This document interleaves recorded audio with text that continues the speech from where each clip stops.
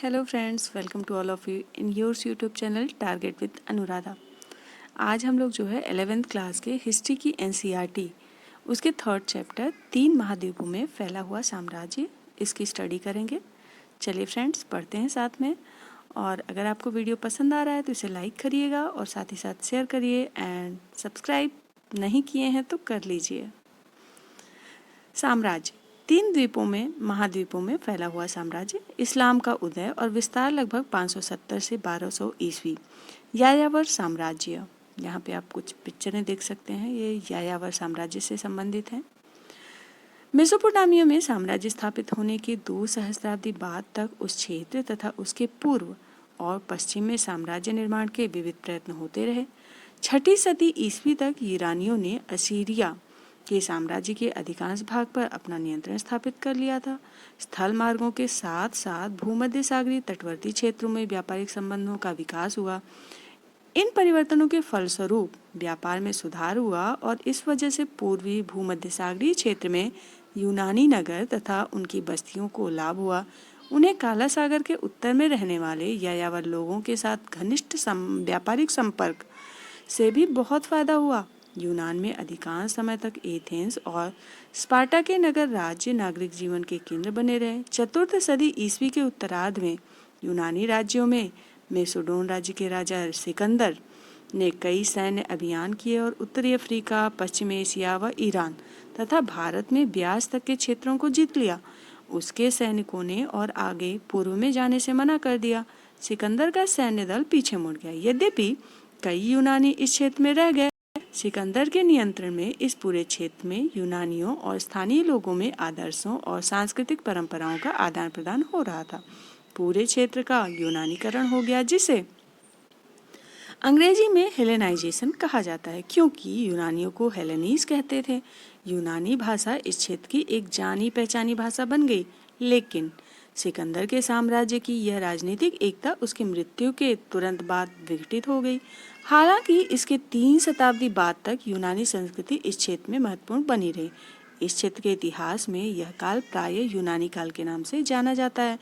लेकिन यह मान्यता यूनानी विश्वासों और विचारों की तरह ही अन्य महत्वपूर्ण, संभवतः इससे भी अधिक महत्वपूर्ण संस्कृतियों, मुख्य रूप से ईरान के पुराने साम्राज्य से संबंधित ईरानी संस्कृति की महत्ता को अस्वीकार कर देती है।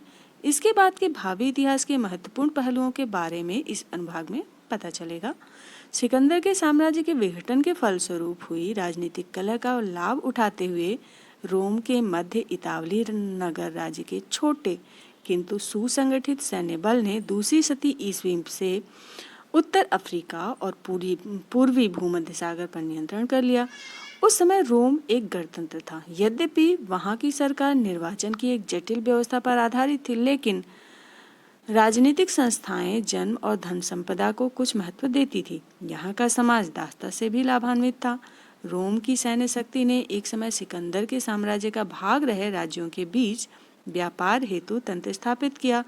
1म सदी ईस्वी के मध्य उच्च कुल में जन्मे सैन्य नायक जूलियस सीजर के अधीन रोम साम्राज्य वर्तमान ब्रिटेन और जर्मनी तक फैल गया। लैटिनी, जो रोम में बोली जाती थी, साम्राज्य की मुख्य भाषा थी। हालांकि पूर्व में रहने वाले कई लोग यूनानी भाषा का ही प्रयोग करते रहे। रोम के लोगों में यूनानी संस्कृति के प्रति गहरा आदर भाव था। 1म सदी ईस्वी के अंतिम भाग में साम्राज्य के राजनीतिक ढांचे में परिवर्तन हुए। 4th सदी ईस्वी में सम्राट कॉन्स्टेंटाइन के ईसाई बनने के बाद इस साम्राज्य का काफी हद तक ईसाईकरण हो गया। शासन को सुचारू ढंग से चलाने के लिए 4ठी सदी ईस्वी में रोम साम्राज्य को पूर्वी और पश्चिमी 2 हिस्सों में बांट दिया गया। लेकिन पश्चिम में सीमावर्ती क्षेत्रों गोथ, विसिगोथ, वैंडल व अन्य की जनजातियों तथा रोम के बीच स्थित व्यवस्थाएं बिगड़ने लगी। ये व्यवस्थाएं व्यापार, सैन्य भर्ती तथा बसने से जुड़ी थी और जनजातियों ने रोम प्रशासन पर अपने आक्रमणों में वृद्धि कर दी।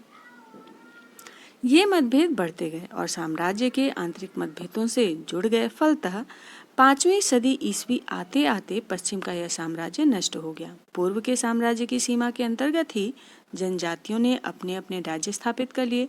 ईसाई चर्च से प्रोत्साहन पाकर 9वीं सदी ईस्वी में ऐसे ही कुछ राज्यों को मिलाकर पवित्र रोमन साम्राज्य की स्थापना की गई।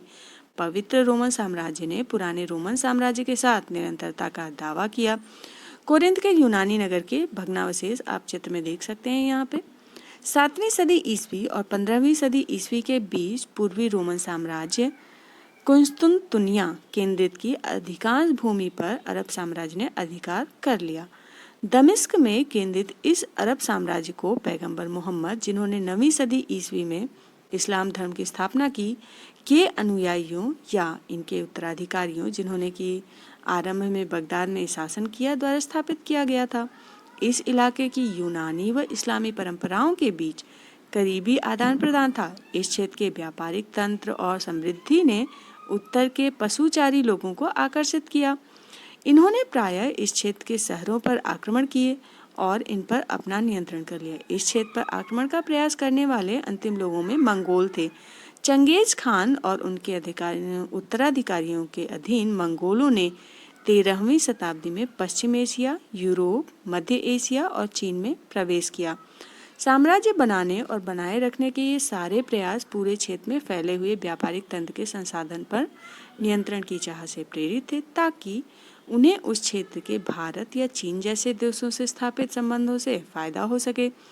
सभी साम्राज्यों ने व्यापार को स्थिरता प्रदान करने के लिए प्रशासनिक व्यवस्था विकसित करने का प्रयास किया। उन्होंने विभिन्न तरीकों के सैन्य संगठन का भी प्रयास किया। किसी भी साम्राज्य की उपलब्धियों की महत्ता प्रायः उनके उत्तराधिकारियों द्वारा ग्रहण की जाती थी। कुछ समय बाद इस क्षेत्र में बोली और लिखी जाने वाली कई भाषाओं में 4 भाषाएं फारसी, यूनानी, लैटिन और अरबी महत्वपूर्ण हो गई। ये साम्राज्य बहुत स्थिर नहीं थे। इसकी एक वजह यह थी कि वे विभिन्न क्षेत्रों के संसाधनों को लेकर आपस में लड़ते झगड़ते रहते थे। ऐसा इन साम्राज्यों और उत्तर के पशुचारी लोगों के संबंधों में आ गए संकट के कारण भी था। इन पशुचारी लोगों से इस साम्राज्य को व्यापार में तो समर्थन मिलता ही था, साथ ही उनकी सेनाओं और उत्पादों के लिए भी उन्हें श्रम भी मिलता था। यह महत्वपूर्ण बात है कि सभी साम्राज्य नगर केंद्रित नहीं थे। चंगेज खान और उसके उत्तराधिकारियों द्वारा शासित मंगोल साम्राज्य इस बात का अच्छा उदाहरण है कि पशुचारी लोगों द्वारा भी सफलतापूर्वक एक लंबे समय तक साम्राज्य को कायम रखा जा सकता है।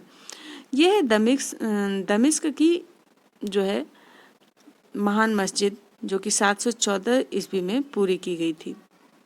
ऐसे धर्म जो अलग अलग भाषाएं बोलने वाले विभिन्न जाति उत्पत्ति के लोगों को आकर्षित कर सकते थे, विशाल साम्राज्य निर्माण की दृष्टि से बहुत महत्वपूर्ण थे।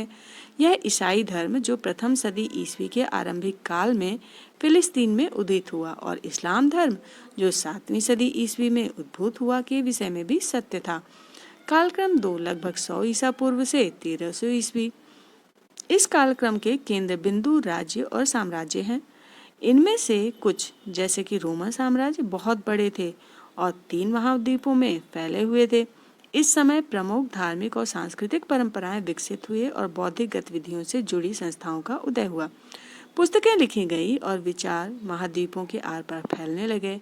कई ऐसी वस्तुएं जो आज हमारे दैनिक जीवन का हिस्सा हैं, इसी काल में पहली बार प्रयोग में आई थी। जैसे 100 से 50 ईसा पूर्व देखें तो समुद्री मार्गों द्वारा दक्षिण पूर्वी एशिया से केले जो है पूर्वी अफ्रीका में लाए गए और यूरोप में स्मार्ट्रास जो है 1 लाख गुलामों का नेतृत्व करते थे।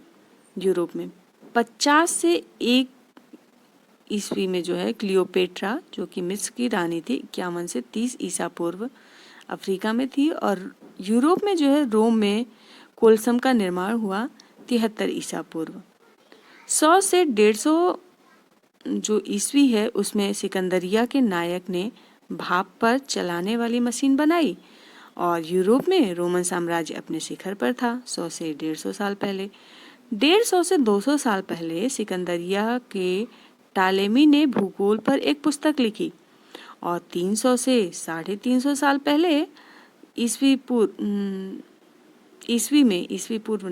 में एक्सम 330 में ईसाई धर्म की शुरुआत हुई अफ्रीका में। एंड यूरोप में कॉन्स्टेंटाइन सम्राट बनते ही कुस्तुनतुनिया नगर की स्थापना करते हैं यूरोप के अंतर्गत 300 से 350 ईस्वी में।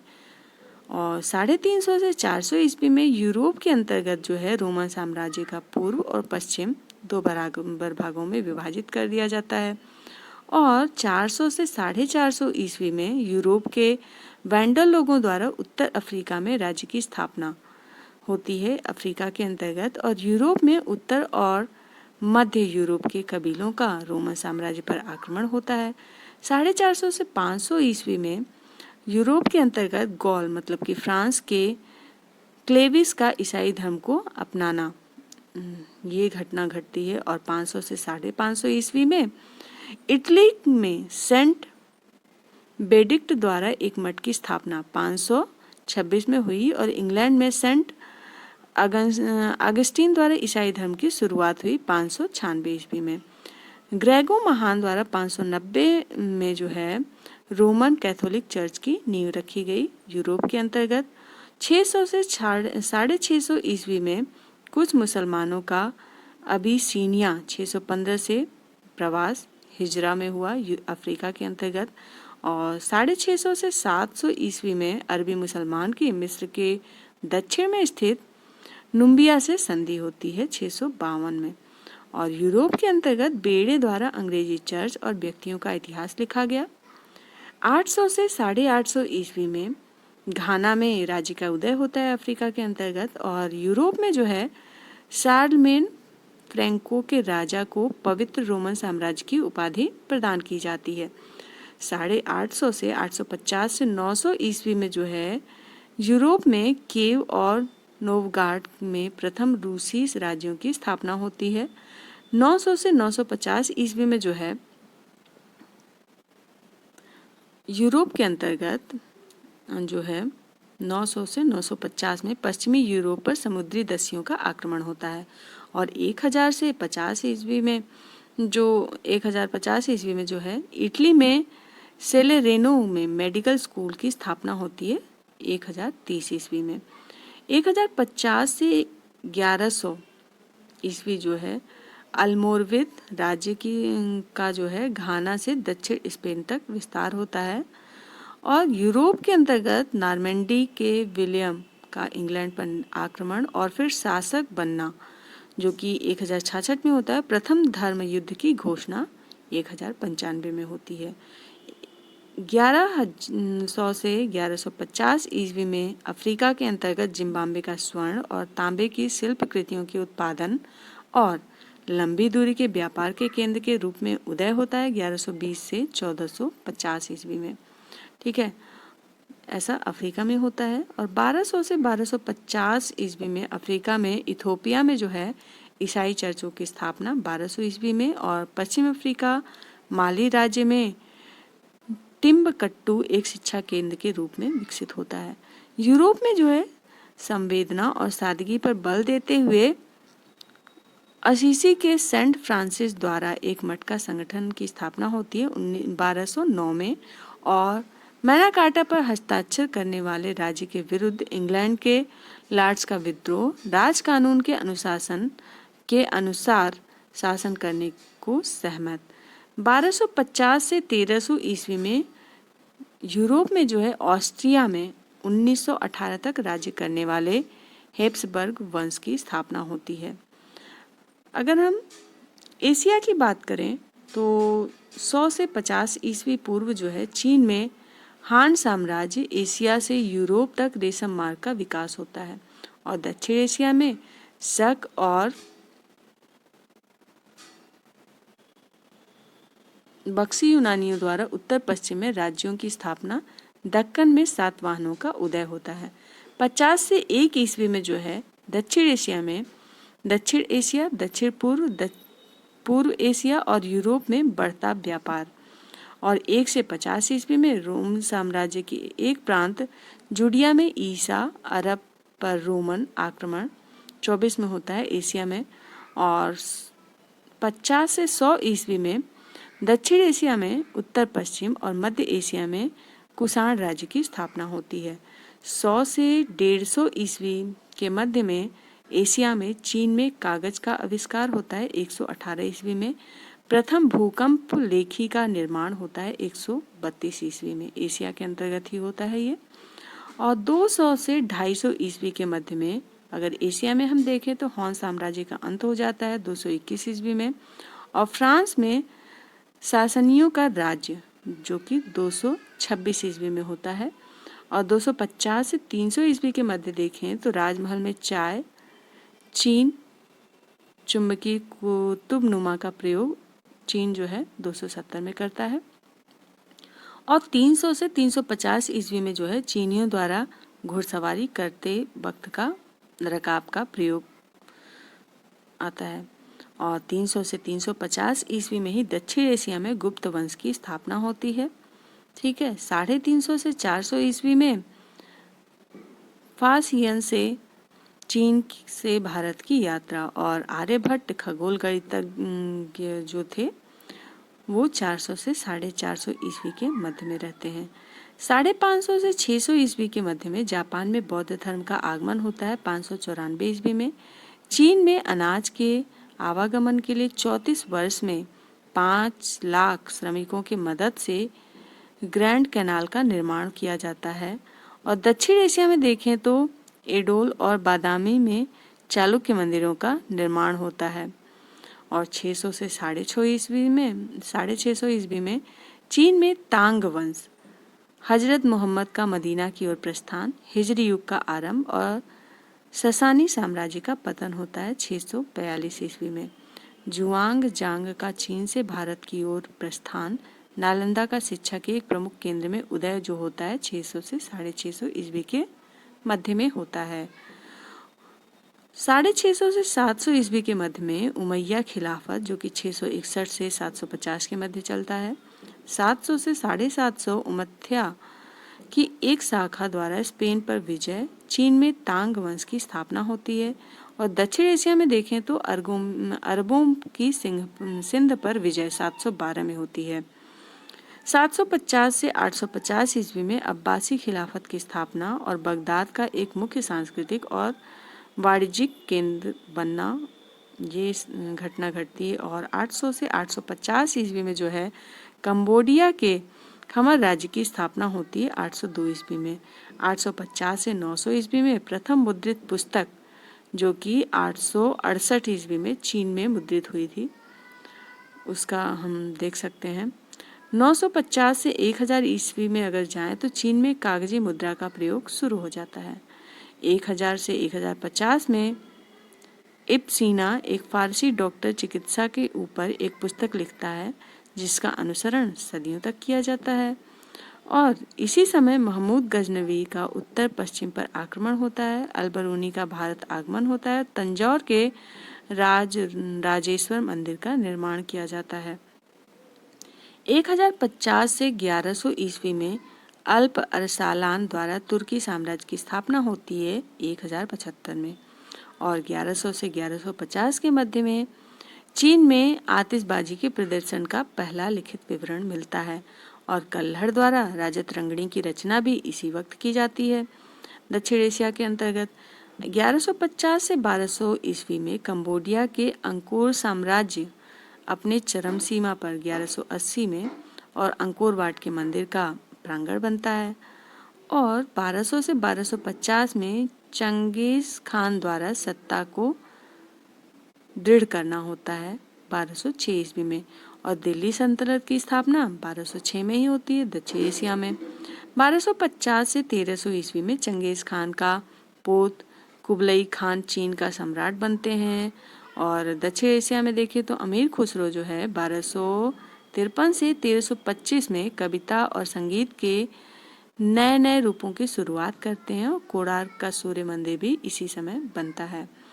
अमेरिका और ऑस्ट्रेलिया की बात करें तो 300 से 350 ईस्वी में जो है अमेरिका में मैक्सिको में टोयोटी हुकॉन नगर राज्य की स्थापना होती है। और माया के अनुष्ठानिक केंद्र खगोल शास्त्र का विकास होता है और चित्रमय लिपि का विकास होता है। ठीक है। और 950 से 1000 ईस्वी की बात करें तो उत्तर अमेरिका में प्रथम नगर का निर्माण होता है लगभग 990 ईस्वी में। और पोलिनेशिया में मोरी मार्ग निदेशक द्वारा न्यूजीलैंड की खोज की जाती है। 1050 से 1100 के मध्य में अगर हम ऑस्ट्रेलिया प्रशांत द्वीप की बात करें तो पोलिनेशिया के द्वीपों में शकरकंद की पैदावार मूलतः दक्षिण अमेरिका में होती है। ठीक है। 3 महाद्वीपों में फैला हुआ साम्राज्य। रोम साम्राज्य दूर दूर तक फैला हुआ था। इसके विशाल राज्य क्षेत्र में आज का अधिकांश यूरोप और उर्वर अर्धचंद्राकार क्षेत्र यानी पश्चिमी एशिया तथा उत्तरी अफ्रीका का बहुत बड़ा हिस्सा शामिल था। इस अध्याय में हम यह देखने का प्रयत्न करेंगे कि इस साम्राज्य का गठन कैसे हुआ, किन किन राजनीतिक ताकतों ने इसके भाग्य को बनाया, संवारा और इस साम्राज्य के लोग किन किन सामूहिक समूहों में विभाजित थे। आप देखेंगे कि यह साम्राज्य अनेक स्थानिक सांस्कृतिक तथा भाषाओं के वैभव से संपन्न था। वहाँ स्त्रियों की कानूनी स्थिति काफी सुदृढ़ थी।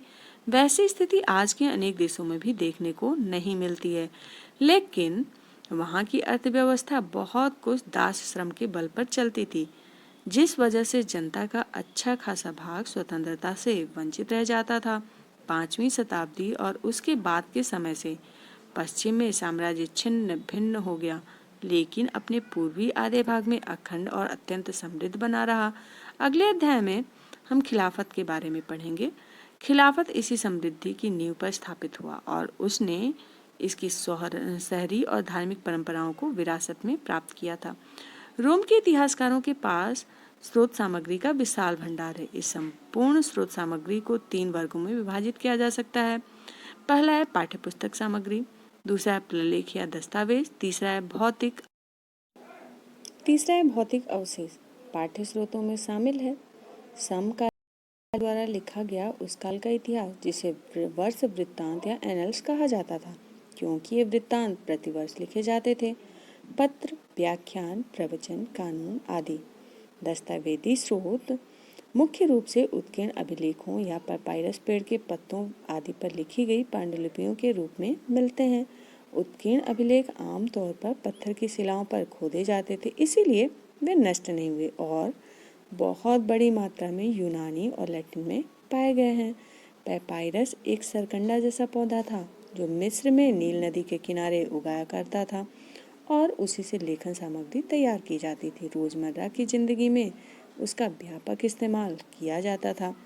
हजारों की संख्या में संविदा पत्र, लेख, संवाद पत्र और सरकारी दस्तावेज आज भी पैपायरस पत्र पर लिखे हुए पाए गए हैं और पैपायरोलॉजिस्ट यानी कि पैपायरस शास्त्री कहे जाने वाले विद्वानों द्वारा प्रकाशित किए गए हैं। भौतिक अवशेषों में अनेक प्रकार की चीजें शामिल हैं जो मुख्य रूप से पुरातत्वविदों को खुदाई और क्षेत्र सर्वेक्षण आदि के जरिए अपनी खोज में मिलती हैं, जैसे इमारतें, स्मारक और अन्य प्रकार की संरचनाएं, मिट्टी के बर्तन, सिक्के, पचिकारी का सामान, यहाँ तक कि संपूर्ण भूदृश्य जैसे हवाई छायांकन द्वारा प्राप्त। यहाँ पे आप पैपायरस पत्र का चित्र देख सकते हैं। इनमें से प्रत्येक स्रोत हमें अतीत के बारे में एक ही प्रकार की जानकारी देते हैं। इन जानकारियों को मिलाकर देखना अत्यंत उपयोगी हो सकता है, लेकिन कितनी अच्छी तरह से इतिहासकार इन स्रोतों के तथ्यों से अंतर संबंध बनाता है, यह उसकी कुशलता पर भी निर्भर करता है।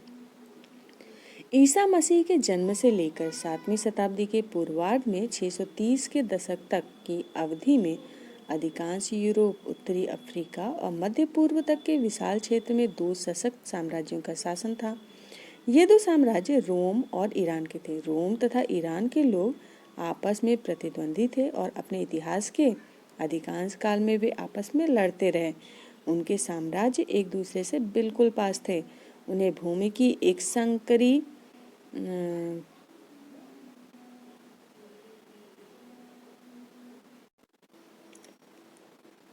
पतली जिसके किनारे फरात नदी बहा करती थी, अलग करती थी। इस अध्याय में हम रोम के साम्राज्य के बारे में पढ़ेंगे, मगर कहीं कहीं प्रसंगवश रोम के प्रतिद्वंदी ईरान का भी उल्लेख करते रहेंगे। यदि आप नीचे गए मानचित्र पर नजर डालें तो देखेंगे कि यूरोप और अफ्रीका के महाद्वीप एक समुद्र द्वारा एक दूसरे को अलग किए हुए हैं, जो पश्चिम में स्पेन से लेकर पूर्व में सीरिया तक फैला हुआ है। इस समुद्र को भूमध्य सागर कहा गया है और यह इन दिनों रोम साम्राज्य का हृदय है। रोम का भूमध्य सागर और उत्तर तथा दक्षिण की दोनों दिशाओं में सागर के आसपास स्थित सभी प्रदेशों पर प्रभुत्व था। उत्तर में साम्राज्य की सीमा का निर्धारण दो महानदियों राइन और डैन्यूब से होता था और दक्षिणी सीमा सहारा नामक अति विस्तृत रेगिस्तान से बनती थी। इस प्रकार इस अत्यंत विस्तृत क्षेत्र में रोम साम्राज्य फैला हुआ था। दूसरी ओर कैस्पियन सागर के दक्षिण से पूर्वी अरब तक का समूचा इलाका और कभी-कभी अफगानिस्तान के कुछ हिस्से भी ईरान के नियंत्रण में थे। इन दो महान शक्तियों ने दुनिया के उस अधिकांश भाग को आपस में बांट रखा था, जिसे चीनी लोग ता चीन मतलब कि बृहत्तर चीन या मोटे तौर पर पश्चिम कहा करते थे। यहाँ पे आप चित्र में देख सकते हैं। ठीक है। साम्राज्य का आरंभिक काल। रोमन साम्राज्य को मोटे तौर पर दो चरणों में बांटा जा सकता है, जिन्हें पूर्ववर्ती और परवर्ती चरण कह सकते हैं। इन दोनों चरणों के बीच तीसरी शताब्दी का समय आता है, जो उन्हें दो ऐतिहासिक भागों में विभाजित करता है। दूसरे शब्दों में कहें तो तीसरी शताब्दी के मुख्य भाग तक की संपूर्ण अवधि को पूर्ववर्ती साम्राज्य और उसके बाद की अवधि को परवर्ती साम्राज्य कहा जा सकता है। दो महाशक्तियों तथा उनसे संबंधित साम्राज्यों में एक बड़ा अंतर यह था कि रोमन साम्राज्य सांस्कृतिक दृष्टि से ईरान की तुलना में कहीं अधिक विविधतापूर्ण था।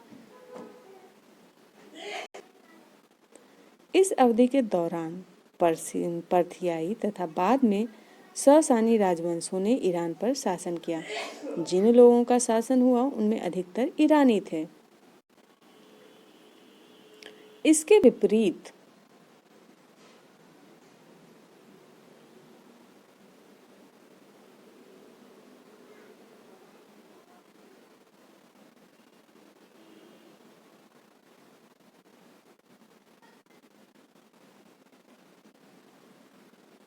रोमन साम्राज्य ऐसे क्षेत्रों तथा संस्कृतियों का एक मिला-जुला रूप था, जो कि मुख्यतः सरकार की एक साझी प्रणाली द्वारा एक दूसरे के साथ जुड़े हुए थे।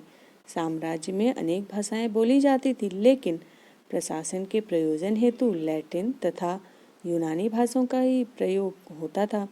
पूर्वी भाग के उच्चतर वर्ग यूनानी भाषा और पश्चिम भाग के लोग लैटिन भाषा बोलते थे और लिखते थे, और इन दोनों भाषाओं के बीच की सीमा रेखा भूमध्य सागर को चीरती हुई उस पार अफ्रीकी प्रांत त्रिपोलितानिया, जो कि लैटिन भाषी था, और सायरेनाइका यूनानी भाषा के बीच से जाती थी। जो लोग साम्राज्य में रहते थे वे सभी एकमात्र शासक यानी सम्राट की ही प्रजा थे, चाहे वे कहीं भी रहते हों और कोई भी भाषा बोलते हों।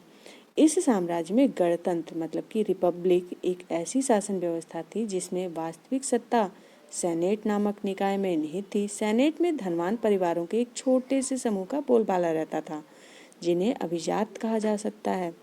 व्यापारिक तौर पर गणतंत्र अभिजात वर्ग की सरकार का शासन सेनेट नामक संस्थान के माध्यम से चलाता था। गणतंत्र 509 ईस्वी से 27 ईस्वी पूर्व तक चला, लेकिन 27 ईस्वी पूर्व में जूलियस सीजर के दत्तक पुत्र तथा उत्तराधिकारी ऑक्टेवियन ने उसका तख्ता पलट कर दिया और सत्ता जो है अपने हाथ में ले ली और आगस्टस नाम से रोम का सम्राट बन बैठा। सेनेट की सदस्यता जीवन भर चलती थी और उसके लिए जन्म की अपेक्षा धन और पद प्रतिष्ठा को अधिक महत्व दिया जाता था। प्रथम सम्राट आगस्टस ने 27 ईसा पूर्व में जो राज्य स्थापित किया था उसे प्रिंसिपेट कहा जाता था। यद्यपि आगस्टस एक छत्र शासक और सत्ता का वास्तविक स्रोत था, तथापि इस कल्पना को जीवित रखा गया कि वह केवल एक प्रमुख नागरिक मतलब कि लैटिन भाषा में प्रिंसेप्स था, निरंकुश शासक नहीं था। ऐसा सेनेट को सम्मान प्रदान करने के लिए किया गया था। सेनेट वह निकाय था जिसने उन दिनों में जब रोम एक रिपब्लिक यानी गणतंत्र था सत्ता पर अपना नियंत्रण रखा था। रोम में सेनेट नामक संस्था का अस्तित्व कई शताब्दियों तक रहा था। वह एक ऐसी संस्था थी जिसमें कुलीन एवं अभिजात वर्गों यानी मुख्यतः रोम के धनी परिवारों का प्रतिनिधित्व था, लेकिन आगे चलकर इसमें इतावली मूल के जमींदारों को भी शामिल कर लिया गया था। रोम के इतिहास की अधिकांश पुस्तकें जो आज यूनानी तथा लैटिन में ज़्यादातर लिखी मिलती हैं, इन्हीं लोगों द्वारा लिखी गई थी। इन पुस्तकों से यह बात स्पष्ट हो जाती है कि सम्राटों की परख इस बात से की जाती थी कि वे सेनेट के प्रति किस तरह का व्यवहार रखते थे। सबसे बुरे सम्राट वे माने जाते थे जो सेनेट के सदस्यों के प्रति शत्रुतापूर्ण व्यवहार करते थे और उनको शक की नज़र से देखते थे या फिर उनके साथ क्रूरता व हिंसा करते थे। कई सेनेटर गणतंत्र युग में लौटने के लिए तरसते थे, किंतु अधिकतर सेनेटरों को यह एहसास जरूर हो गया कि यह असंभव था। बलात्वर्ती वाली सेना वह होती है जिसमें कुछ वर्गों या समूहों के वयस्क पुरुषों को अनिवार्य रूप से सैनिक सेवा करनी पड़ती है। सम्राट और सेनेट के बाद साम्राज्यिक शासन की एक अन्य प्रमुख संस्था सेना थी। फारस के साम्राज्य में पलात भर्ती वाली सेना थी, लेकिन रोम की सेना एक व्यावसायिक सेना थी जिसमें प्रत्येक सैनिक को वेतन दिया जाता था और न्यूनतम 25 वर्ष तक सेवा करनी पड़ती थी। एक वेतनभोगी सेना को होना निस्संदेह रोमन साम्राज्य की अपनी एक खास विशेषता थी। सेना साम्राज्य में सबसे बड़ा एकल संगठित निकाय थी, जिसमें चौथी शताब्दी तक 6 लाख सैनिक थे और उसके पास निश्चित रूप से सम्राटों का भाग्य निर्धारित करने की शक्ति थी। सैनिक बेहतर वेतन और सेवा शर्तों के लिए लगातार आंदोलन करते रहते थे। यदि सैनिक इन्हें अपने सेनापतियों और यहाँ तक कि सम्राट द्वारा निराश महसूस करते थे तो ये आंदोलन प्राय सैनिक विद्रोह का रूप ले लेते थे।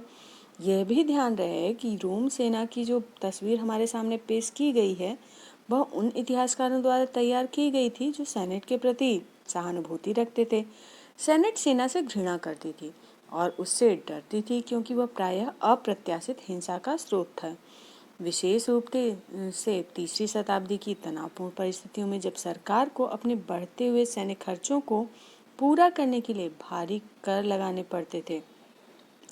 गृह युद्ध दूसरे देशों से संघर्ष के ठीक विपरीत अपने ही देश में सत्ता हासिल करने के लिए किया गया सशस्त्र संघर्ष जो होता है गृह युद्ध कहलाता है। संक्षेप में सम्राट, अभिजात वर्ग और सेना साम्राज्य के राजनीतिक इतिहास में 3 मुख्य खिलाड़ी थे। अलग अलग सम्राटों की सफलता इस बात पर निर्भर करती थी कि वे सेना पर कितना नियंत्रण रख पाते हैं और जब सेनाएं विभाजित हो जाती थी तो इसका परिणाम सामान्यतः गृह युद्ध होता था। एक ऐसे वर्ष मतलब कि 59वीं ईस्वी को छोड़कर जब एक के बाद एक कुल मिलाकर 4 सम्राट गद्दी पर बैठे, पहली 2 शताब्दियों में कोई गृह युद्ध नहीं हुआ और अपेक्षाकृत शांति बनी रही। सिंहासन यथासंभव पारिवारिक वंशक्रम पर आधारित था। पिता का राज्य पुत्र को मिलता था, चाहे वह नैसर्गिक हो अथवा ग्रहण किया गया हो, उत्तराधिकारी दत्तक पुत्र हो, और सेना भी इस सिद्धांत को पूरी तरह मानती थी। उदाहरणार्थ टिबेरियस 14 से 37 ईस्वी जो कि रोम सम्राटों की लंबी कतारों में दूसरा था, प्रिंसिपेट की स्थापना करने वाले अगस्टम का अपना पुत्र नहीं था, किंतु सत्ता का सहज परिवर्तन सुनिश्चित करने के लिए अगस्टस ने उसे गोद ले लिया था। प्रथम 2 शताब्दियों में अन्य देशों के साथ युद्ध भी बहुत कम हुए। अगस्टस ने टिबेरियस द्वारा प्राप्त किया गया साम्राज्य पहले ही उतना लंबा चौड़ा था कि इसमें और अधिक विस्तार करना अनावश्यक प्रतीत होता था। वास्तव में अगस्टस का शासनकाल शांति के लिए याद किया जाता है क्योंकि इस शांति का आगमन दशकों तक चले आंतरिक संघर्ष और सदियों की सैनिक विजय के पश्चात हुआ था। साम्राज्य के प्रारंभिक विस्तार में एकमात्र अभियान सम्राट ट्राजान ने 113 से 17 ईस्वी के मध्य चलाया था, जिसके द्वारा उसने फरात नदी के पार के क्षेत्रों पर निरर्थक कब्जा कर लिया था, लेकिन उसके उत्तराधिकारियों ने उन इलाकों को छोड़ दिया था। सम्राट ट्राजान का स्वप्न भारत की विजय। तत्पश्चात भयंकर भूकंप से पीड़ित एंटियाक में सर्दियों बाद 115 से 116 में ट्राजान फरात नदी के रास्ते आगे की ओर बढ़ता हुआ पार्थियन की ओर राजधानी टेसिफून तक चला गया और फिर वहां फारस की खाड़ी के सिरे पर पहुंच गया। इतिहासकार कैसियस डियो बेम्पने पव के अनुसार वहां पर वह भारत की ओर जाने वाले किसी वाणिज्यिक पोत को लालायित नजरों से देख रहा था और चाह रहा था कि काश वह सिकंदर जैसा जवान होता। ये इसका स्रोत है Fergus Miller the Roman near east. ठीक है, यहाँ पे आप देख सकते हैं कि रोम के फोरम जूलियम की दुकानें पुराने रोमन फोरम के विस्तार के लिए 51 ईस्वी पूर्व के बाद स्तंभों वाले इस चौक मतलब कि पियाजा को बनाया गया है। इस काल की एक विशेष उपलब्धि यह रही कि रोमन साम्राज्य के प्रत्यक्ष शासन का क्रमिक रूप से काफी विस्तार हुआ। इसके लिए अनेक आश्रित राज्यों को रोम के प्रांतीय राज्य क्षेत्र में मिला लिया गया। निकटवर्ती पूर्व ऐसे राज्यों से भरा पड़ा था, लेकिन दूसरी शताब्दी के प्रारंभिक वर्षों तक जो राज्य फरात नदी के पश्चिम में रोम राज्य क्षेत्र की ओर पड़ते थे, उन्हें भी रोम द्वारा हड़प लिया गया। प्रासंगिक तौर पर यह उल्लेखनीय है कि ये राज्य अत्यंत समृद्ध थे। उदाहरण के लिए हेरोड के राज्य से प्रति वर्ष 54 लाख दिनारियस मतलब कि 1,25,000 किलो सोने के बराबर आमदनी होती थी। दिनारियस रोम का एक चांदी का सिक्का होता था, जिसमें लगभग 4.5 ग्राम विशुद्ध चांदी होती थी। वास्तव में इटली के सिवाय, जिसे उन शताब्दियों में प्रांत नहीं माना जाता था, साम्राज्य के सभी क्षेत्र प्रांतों में बटे हुए थे और उनसे कर वसूला जाता था। दूसरी शताब्दी में जब रोम अपनी चरमोत्कर्ष पर था, रोमन साम्राज्य स्कॉटलैंड से आर्मेनिया की सीमाओं तक और सहारा से फरात और कभी कभी उससे भी आगे तक फैला हुआ था। यह सच है कि उन दिनों शासन व्यवस्था को चलाने के लिए उनकी सहायतार्थ आज जैसी कोई सरकार नहीं थी। तो फिर यह प्रश्न उठता है कि सम्राटों के लिए इतने लंबे चौड़े और तरह तरह के इलाकों पर नियंत्रण रख पाना कैसे संभव हुआ, जिनकी आबादी दूसरी शताब्दी के मध्य में लगभग 6 करोड़ तक पहुंच गई थी। इस प्रश्न का उत्तर साम्राज्य के शहरीकरण में खोजा जा सकता है। निकटवर्ती पूर्व रोमन साम्राज्य के भूमध्य सागरीय क्षेत्र में रहने वाले लोगों की दृष्टि से निकटवर्ती पूर्व का मतलब था भूमध्य सागर के बिल्कुल पूर्व का इलाका, मुख्य रूप से सीरिया, फिलिस्तीन, मेसोपोटामिया के प्रांत जो रोमन साम्राज्य के हिस्से थे, और मोटे तौर पर आसपास के क्षेत्र जैसे अरब। ये स्थानीय राज्य थे जो रोम के आश्रित थे। रोम को भरोसा था कि ये शासक अपनी सेनाओं का प्रयोग रोम के समर्थन में करेंगे और बदले में रोम ने उनका अलग अस्तित्व स्वीकार कर लिया।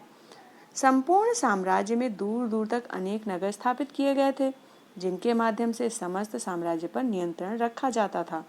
भूमध्य सागर के तटों पर स्थापित बड़े शहरी केंद्र कार्थेज, सिकंदरिया तथा एंटियाक इनमें सबसे बड़े थे। साम्राज्यिक प्रणाली के मूल आधार थे।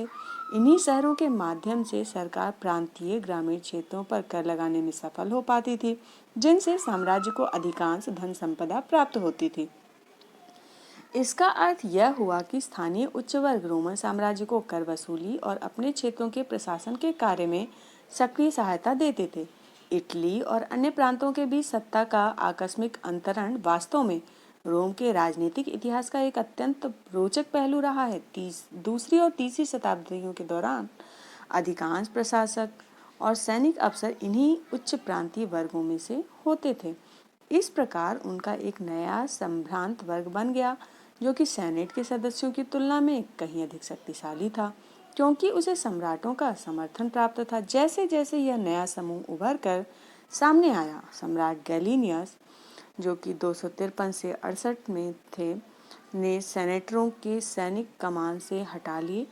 इस नए वर्ग के उदय को सुदृढ़ बना दिया। ऐसा कहा जाता है कि गैलिनस ने सेनेटरों को सेना में सेवा करने अथवा इस वक्त पहुंच रखने पर पाबंदी लगा दी थी, ताकि साम्राज्य का नियंत्रण उनके हाथों में न जाए। संक्षेप में, पहली शताब्दी के बाद वाले वर्षों में और दूसरी शताब्दी के दौरान तथा तीसरी शताब्दी के प्रारंभिक वर्षों में सेना तथा प्रशासन में अधिकाधिक लोग प्रांतों से लिए जाने लगे, क्योंकि इन क्षेत्रों के लोगों को भी नागरिकता मिल चुकी थी, जो पहले इटली तक ही सीमित थी।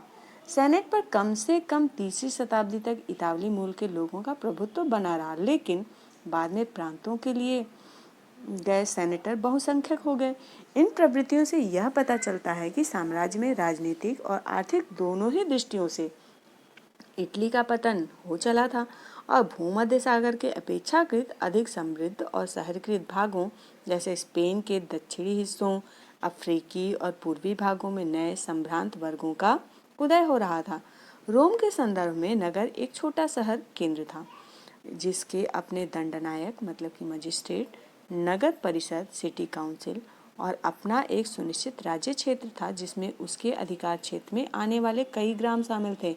इस प्रकार किसी भी शहर के अधिकार क्षेत्र में कोई दूसरा शहर नहीं हो सकता था, किंतु उसके तहत कई गांव लगभग हमेशा ही होते थे। आमतौर पर शाही अनुकंपा अथवा नाराजगी के कारण गांवों का दर्जा बढ़ाकर उन्हें शहरों का दर्जा और शहरों को गांवों का दर्जा दिया जा सकता था। किसी शहर में रहने का यही लाभ था कि खाने की कमी और अकाल के दिनों में भी इसमें ग्रामीण इलाकों की तुलना में बेहतर सुविधाएं प्राप्त होने की संभावना रहती थी। यहाँ पे एक क्रियाकलाप है, रोमन साम्राज्य के राजनीतिक इतिहास में कौन 3 मुख्य खिलाड़ी थे, उसके बारे में जो है प्रत्येक के बारे में 1-2 पंक्तियाँ लिखना है। ठीक है, इसको स्किप किया जा सकता है। डॉक्टर गैलन के अनुसार रोमन शहरों का ग्रामीण क्षेत्रों के साथ बर्ताव कई प्रांतों में लगातार कई वर्षों से पड़ रहे अकाल ने साधारण से साधारण बुद्धि वाले आदमी को भी यह बता दिया कि लोगों में कुपोषण के कारण बीमारियां हो रही हैं। शहर में रहने वाले लोगों का फसल कटाई के शीघ्र बाद अगले पूरे वर्ष के लिए पर्याप्त मात्रा में खाद्यान्न अपने भंडारों में भर लेना एक रिवाज था। सारा गेहूं, जौ, सेम तथा मसूर और दालों का काफी बड़ा हिस्सा शहरियों द्वारा ले जाने के बाद भी कई प्रकार की दालें किसानों के लिए बची रह गई थी। सर्दियों के लिए जो कुछ भी बचा था उसे खा पी कर खत्म कर देने के पश्चात देहाती लोगों को वसंत ऋतु में अस्वास्थ्यकर खाद्यों पर निर्भर रहना पड़ा। उन्होंने पेड़ों की टहनियों, छाले, जड़ें, झाड़ियाँ, अखाद्य पेड़ पौधे और पत्ते खाकर किसी तरह अपने प्राणों को बचाए रखा। ये जो है gallon on good and bad diet से लिया गया है ये कथन। सार्वजनिक स्नानगृह रोम के शहरी जीवन की एक खास विशेषता थी।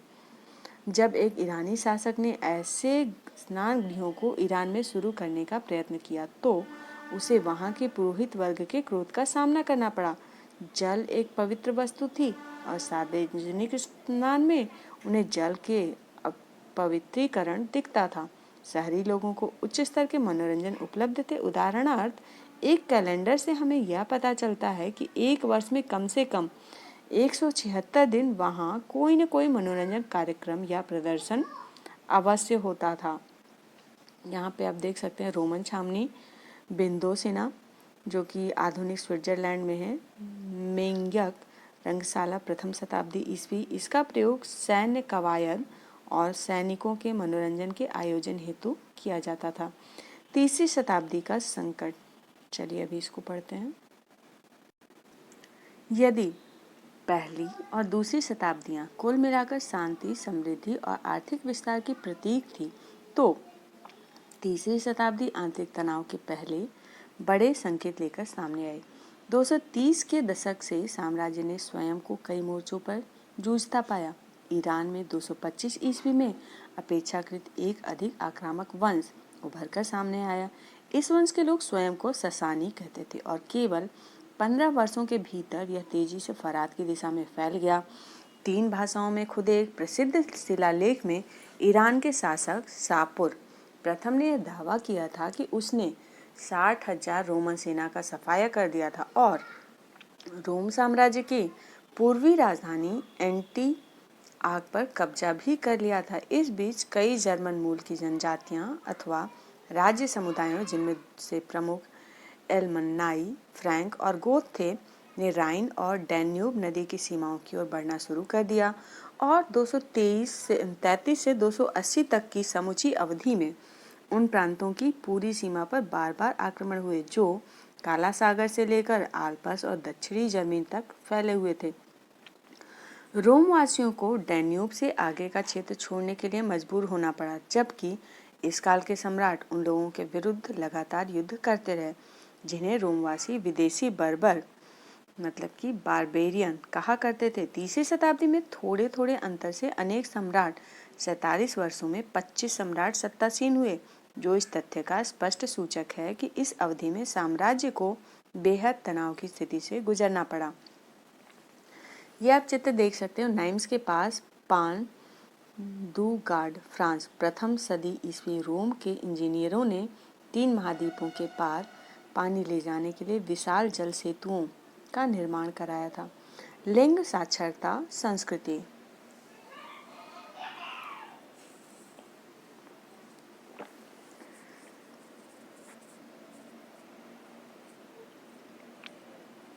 रोमन साम्राज्य की अपेक्षाकृत अधिक आधुनिक विशेषताओं में से एक विशेषता यह थी कि उन दिनों एकल परिवार मतलब कि न्यूक्लियर फैमिली का व्यापक रूप से चलन था। वयस्क पुत्र अपने पिता के परिवारों के साथ नहीं रहते थे और वयस्क भाई बहुत कम साझे परिवार में रहते थे। दूसरी ओर दासों को परिवार में सम्मिलित किया जाता था, क्योंकि रोमवासियों के लिए परिवार की यही अवधारणा थी। सामान्यतः गणतंत्र के परवर्ती काल प्रथम शती ईस्वी पूर्व तक विवाह का रूप ऐसा था कि पत्नी अपने पति को अपनी संपत्ति हस्तांतरित नहीं किया करती थी, किंतु अपने पैतृक परिवार में वह पूरे अधिकार बनाए रखती थी। महिला का दहेज वैवाहिक अवधि के दौरान उसके पति के पास चला जाता था, किंतु महिला अपने पिता की मुख्य उत्तराधिकारी बनी रहती थी और अपने पिता की मृत्यु होने पर उसकी संपत्ति की स्वतंत्र मालिक बन जाती थी। इस प्रकार रोम की महिलाओं को संपत्ति के स्वामित्व व संचालन में व्यापक कानूनी अधिकार प्राप्त थे। दूसरे शब्दों में कानून के अनुसार पति पत्नी को संयुक्त रूप से एक वित्तीय हस्ती नहीं बल्कि अलग अलग दो वित्तीय हस्तियां माना जाता था और पत्नी को पूर्ण वैधिक स्वतंत्रता प्राप्त थी। तलाक देना अपेक्षाकृत आसान था और इसके लिए पति अथवा पत्नी द्वारा केवल विवाह भंग करने के इरादे की सूचना देना ही काफी था। दूसरी ओर पुरुष जो है 28, 29, 30, 32 की आयु में विवाह करते थे, जबकि लड़कियों की शादी 16 से 18, 22 से 23 साल की आयु में की जाती थी। इसीलिए पति और पत्नी के बीच आयु का अंतराल बना रहता था। इससे असमानता को कुछ बढ़ावा मिलना होगा। विवाह आमतौर पर परिवार द्वारा नियोजित होते थे और इसमें कोई संदेह नहीं कि महिलाओं पर उनके पति अक्सर हावी रहते थे। महान कैथोलिक बिशप ऑगस्टीन, जिन्होंने अपना अधिकांश जीवन उत्तरी अफ्रीका में बिताया था, ने लिखा कि उनकी माता जी की उनके पिता द्वारा नियमित रूप से पिटाई की जाती थी और जिस छोटे से नगर में वे बड़े हुए वहाँ की अधिकतर पत्नियां इसी तरह की पिटाई से अपने शरीर पर लगी खरोंचें दिखाती रहती थी। अंततः पिताओं का अपने बच्चों पर अत्यधिक कानूनी नियंत्रण होता था, कभी कभी तो दिल दहलाने वाली सीमा तक। उदाहरणार्थ अवांछित बच्चों के मामले में उन्हें जिंदा रखने या मार डालने तक का कानूनी अधिकार प्राप्त था। ऐसी जानकारी मिलती है कि कभी कभी पिता शिशुओं को मारने के लिए उन्हें ठंड में छोड़ देते थे। सेंट ऑगस्टीन 354 से 430, 396 से उत्तरी अफ्रीका के हिप्पो नामक नगर के बिशप थे। चर्च के बौद्धिक इतिहास में उनका उच्चतम स्थान था। बिशप लोग ईसाई समुदाय में अत्यंत महत्वपूर्ण व्यक्ति माने जाते थे और अक्सर वे बहुत शक्तिशाली होते थे। साक्षरता की स्थिति क्या थी? यह निश्चित है कि काम चलाऊ साक्षरता की दरें साम्राज्य के विभिन्न भागों में काफी अलग अलग थी। उदाहरणार्थ पोम्पेई नगर में, जो 79 ईस्वी में ज्वालामुखी फटने से दफन हो गया था, इस बात का ठोस प्रमाण मिलता है कि वहां काम चलाऊ साक्षरता व्यापक रूप से विद्यमान थी। पोम्पेई की मुख्य गलियों की दीवारों पर अंकित विज्ञापन और समूचे शहर में अभी मतलब कि ग्राफिटी पाए गए हैं। इसके विपरीत मिस्र में आज भी सैकड़ों पैपायरस बचे हुए हैं जिन पर अत्यधिक औपचारिक दस्तावेज जैसे कि संविदा पत्र आदि लिखे हुए हैं। ये दस्तावेज आमतौर पर व्यावसायिक लिपिकों द्वारा लिखे जाते थे। ये दस्तावेज अक्सर हमें यह बताते हैं कि अमुक व्यक्ति क अथवा ख पढ़ या लिख नहीं सकता, किंतु यहाँ भी साक्षरता निश्चित रूप से कुछ वर्गों के लोगों में अपेक्षाकृत अधिक व्यापक थी, जैसे कि सैनिकों, फौजी अफसरों और संपदा प्रबंधकों में। रोमन छावनी बिंदोनिसा आधुनिक स्विट्जरलैंड में एक रंगशाला प्रथम सदी ईस्वी। इसका प्रयोग सैन्य कवायद और सैनिकों के मनोरंजन के आयोजन हेतु किया जाता था। रोमन साम्राज्य में सांस्कृतिक विविधता कई रूपों एवं स्तरों में दिखाई देती है, जैसे धार्मिक संप्रदायों तथा स्थानीय देवी देवताओं की भरपूर विविधता, बोलचाल की अनेक भाषाएं, वेशभूषा की विभिन्न शैलियां, तरह तरह के भोजन, सामाजिक संगठनों के रूप में जनजाति और अन्य, यहाँ तक कि उनकी बस्तियों के अनेक रूप। अरामाइक निकटवर्ती पूर्व कम से कम फरात के पश्चिम में का प्रमुख भाषा समूह था।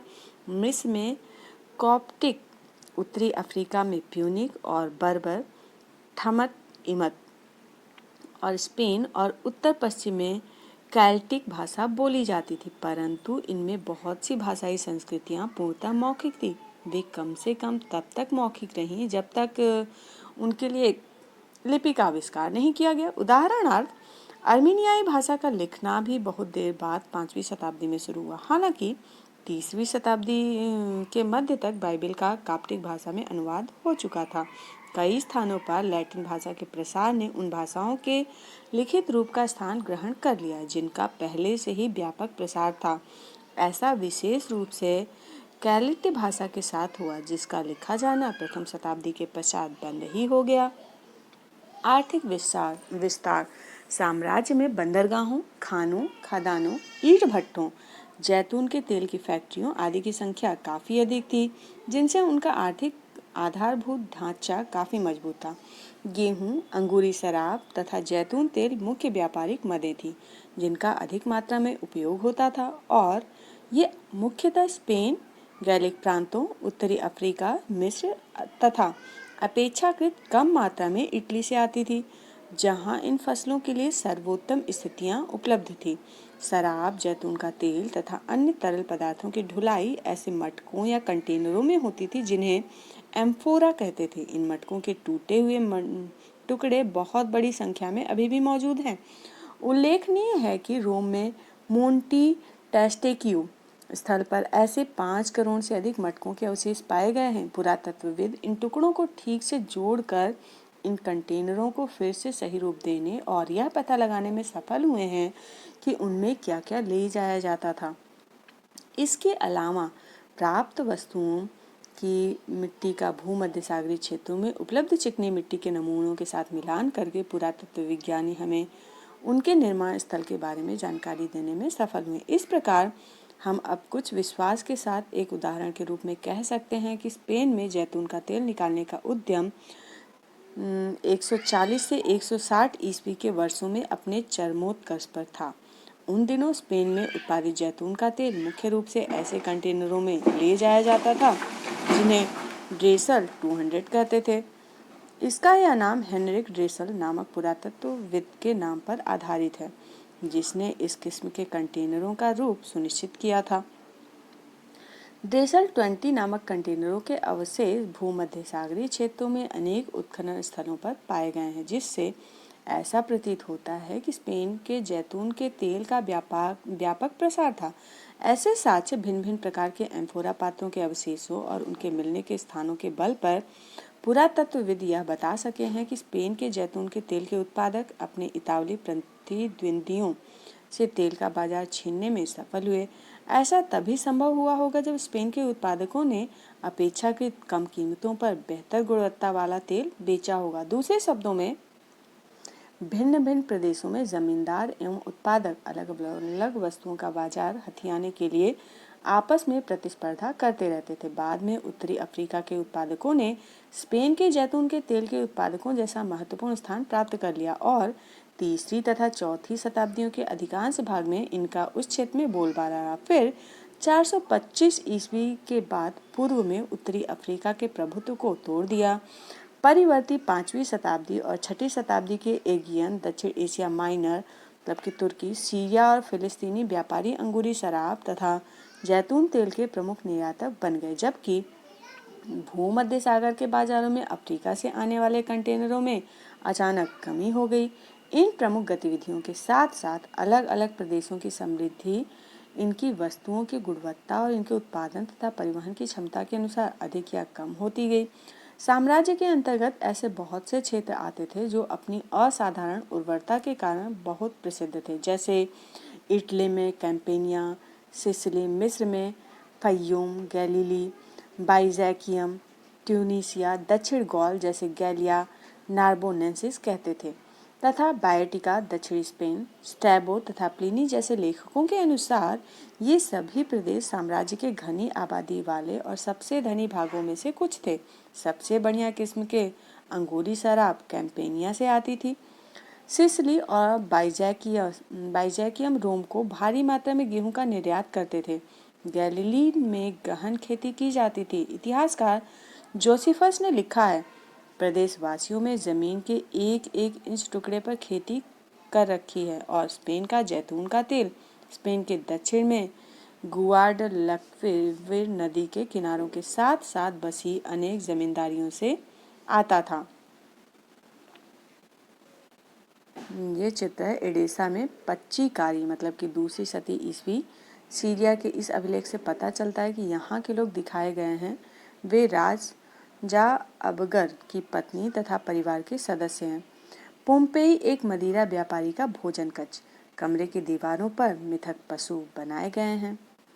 इनमें से एक सर्वाधिक मजाकिया विज्ञापन जो पोम्पेई की दीवारों पर लगा है कहता है, दीवार तुम धन्य हो, अपने ऊपर इतनी उबाऊ लिखावट का बोझ ढोते हुए तुम बरकरार खड़ी हो, भर भरा कर गिरी नहीं। पढ़ने और लिखने का दैनिक प्रयोग प्रायः छोटे मोटे संदर्भों में। दूसरी ओर रोम क्षेत्र में अनेक बड़े बड़े हिस्से बहुत कम उन्नत अवस्था में थे। उदाहरणार्थ नुमिडिया आधुनिक अल्जीरिया के देहाती क्षेत्रों में ऋतु प्रवास व्यापक पैमाने पर होता था। चरवाहे तथा अर्ध यायावर अपने साथ में अवन आकार की झोपड़ियां, जिन्हें की मैपालिया कहते थे, उठाए इधर उधर घूमते फिरते रहते थे। लेकिन जब उत्तरी अमेरिका में रोमन जागीरों का विस्तार हुआ तो वहां चारागाहों की संख्या में भारी कमी आई और खानाबदोश चरवाहों की आवाजाही पहले से अधिक नियंत्रित हो गई। स्पेन में भी उत्तरी क्षेत्र बहुत कम विकसित था और इसमें अधिकतर केल्टिक भाषी किसानों की आबादी थी जो पहाड़ियों की चोटियों पर बसे गांवों में रहते थे। इन गांवों को कैस्टेला कहा जाता था। जब हम रोम साम्राज्य के बारे में सोचने समझने का प्रयास करें तो हमें इन असमानताओं को कभी नहीं भूलना चाहिए। फ्रांस के दक्षिणी तट के पास पोतभंग पहली सदी ईस्वी, ये एम्फोरा इतावली है जिन पर फोंडी झील के निकट के उत्पादक की मुहर लगी हुई है। यहाँ सेकंड क्रियाकलाप है दूसरा, रोमन साम्राज्य में स्त्रियां कहाँ तक आत्मनिर्भर थी, ये बताना है।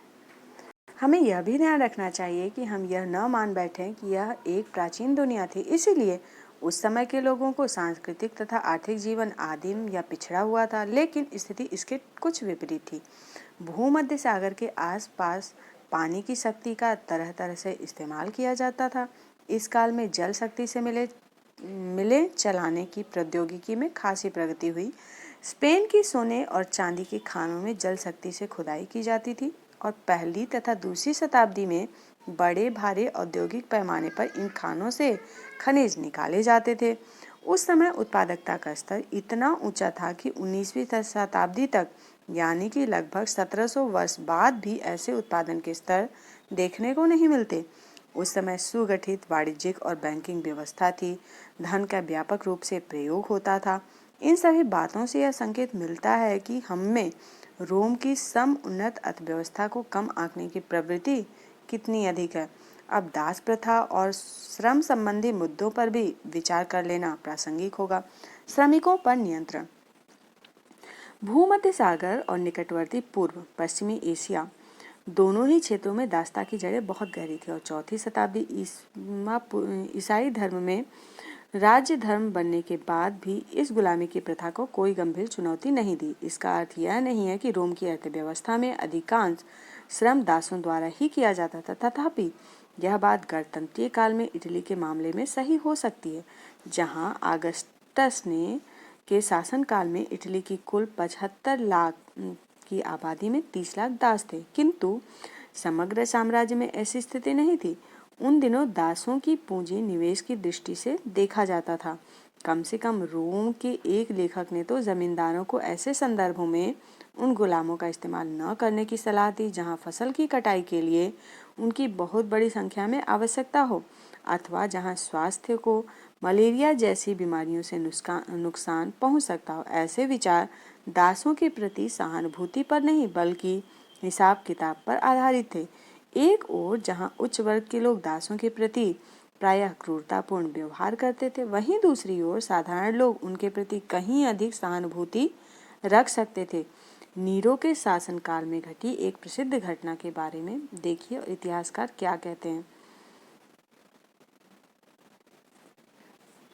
जब पहली शताब्दी में शांति स्थापित होने के साथ लड़ाई झगड़े कम हो गए तो दासों की आपूर्ति में कमी आने लगी और दास श्रम का प्रयोग करने वालों को दास प्रजनन अथवा वेतनभोगी मजदूरों जैसे विकल्पों का सहारा लेना पड़ा। वेतनभोगी मजदूर सस्ते तो पड़ते ही थे, उन्हें आसानी से छोड़ा और रखा जा सकता था। वास्तव में रोम में सरकारी निर्माण कार्यों पर स्पष्ट रूप से मुक्त श्रमिकों का व्यापक प्रयोग किया जा सकता था, क्योंकि दास श्रम का बहुतायत प्रयोग बहुत महंगा पड़ता था। भाड़े के मजदूरों के विपरीत गुलाम श्रमिकों को वर्ष भर रखने के लिए भोजन देना पड़ता था और उनके अन्य खर्चे भी उठाने पड़ते थे, जिससे इन गुलाम श्रमिकों को रखने की लागत बढ़ जाती थी। इसीलिए संभवतः बाद की अवधि में कृषि क्षेत्र में अधिक संख्या में गुलाम मजदूर नहीं रहे, कम से कम पूर्वी मालिकों ने मुक्त कर दिया था को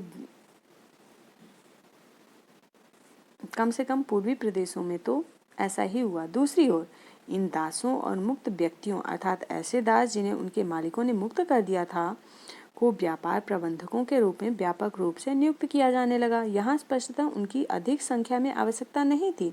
मालिक अक्सर अपने गुलामों अथवा मुक्त हुए गुलामों की ओर से व्यापार चलाने के लिए पूंजी, यहाँ तक कि पूरा का पूरा कारोबार सौंप देते थे। ऋतु प्रवास से तात्पर्य है ऊंचे पहाड़ी क्षेत्रों और नीचे के मैदानी इलाकों में भेड़ बकरियों तथा अन्य जानवरों को चराने के लिए चारागाहों की खोज में ग्वालों तथा चरवाहों का मौसम के अनुसार वार्षिक आवागमन।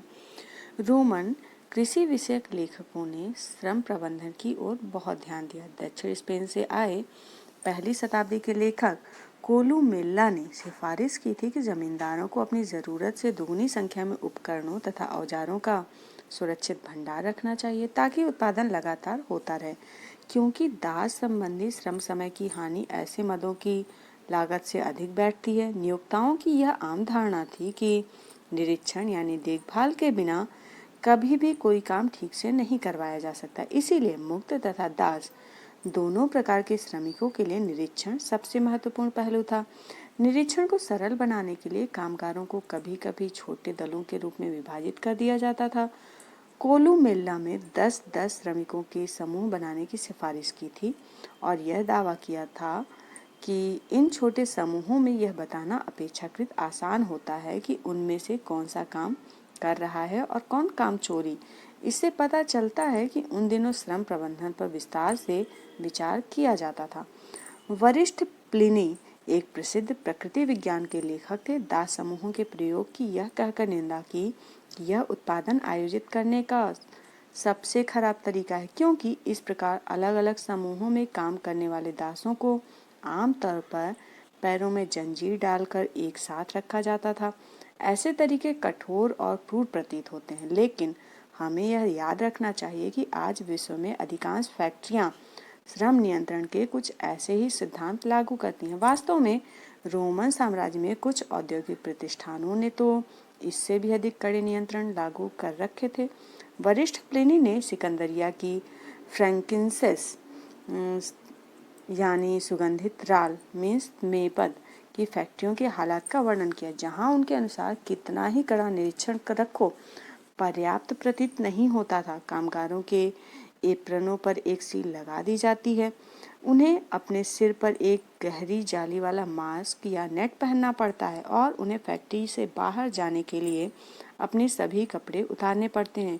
कृषि श्रमिक अवश्य ही थके थके से रहते हों और उन्हें नापसंद किया जाता होगा, क्योंकि 30वीं शताब्दी के एक राजा देश में मिस्र के किसानों द्वारा अपने गांव छोड़कर जाने का उल्लेख है, जिससे यह कहा गया है कि वे इसीलिए गांव को छोड़कर जा रहे थे ताकि उन्हें खेती के काम में न लगना पड़े। संभवतः यही बात अधिकांश फैक्ट्रियों और कारखानों पर भी लागू होती थी। 398 के एक कानून में यह कहा गया है कि कामगारों को दागा जाता था ताकि यदि वे भागने और छिपने का प्रयत्न करें तो उन्हें पहचाना जा सके।